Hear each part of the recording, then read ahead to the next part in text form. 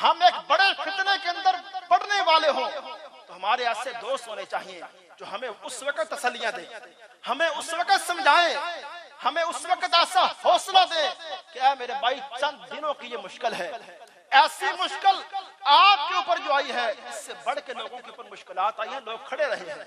अल्लाह ने फिर उन लोगों को इस दुनिया के अंदर, ऐ मेरे भाई, जब दुनिया का असूल यह है कि कोई बंदा किसी के करीब होता है, वो बंदा उसको दुनिया के अंदर कोशिश करता है कि जाया ना होने दे।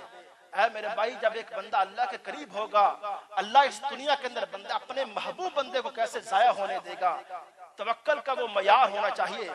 नबी इब्राहिम का वाकया क्या ही वो बुखारी शरीफ का वाकया है। हजरत इब्राहिम अपनी बीवी को सफा मरवा वाले पहाड़, जो आज खूबसूरत पहाड़ियां बन चुकी हैं, एसी लग चुके हैं वहां,